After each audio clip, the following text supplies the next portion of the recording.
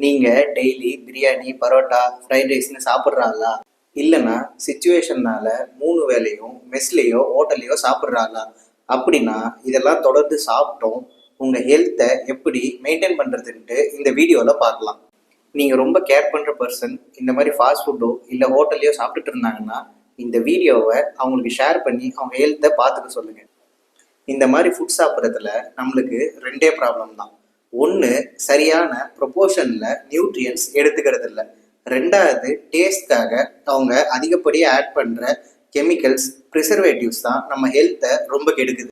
நீங்கள் prebiotic, probiotic, fibre, protein, healthy fats இது எல்லாத்தையுமே டெய்லி உங்கள் ஃபுட்டில் இன்க்ளூட் பண்ணிட்டீங்கன்னா ஹோட்டல் ஃபுட்ஸ்லேயும் ஃபாஸ்ட் ஃபுட்ஸ்லேயும் ஆகிற டேமேஜை பாடி காம்பன்சேட் பண்ணி உங்களை ஹெல்த்தியாக வச்சுக்கும்.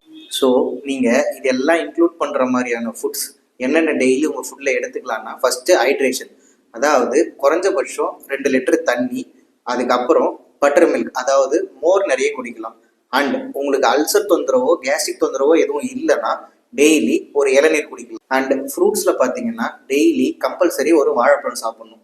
அது கூடவே ஒரு கொய்யா, அப்படி இல்லைன்னா ஒரு நெல்லி, இது கூட 2 பாயில்ட் எக், அப்படி இல்லைன்னா 1 கப் சுண்டல், எய்தர் நீங்கள் ஸ்ப்ரவுட் பண்ணியோ இல்லை வேக வச்சோ எடுத்துக்கலாம். நீங்கள் இந்த மாதிரியான ஃபுட் ஹேபிட்ஸை டெய்லி ஃபாலோ பண்ணிட்டு வந்தீங்கனாலே 1-2 மாதத்தில் உங்கள் பாடியில் லாங் டேர்மாக ஹோட்டலில் சாப்பிட்டதுனால வந்த பிரச்சனைகளை ஈஸியாக சரி பண்ணிடலாம்.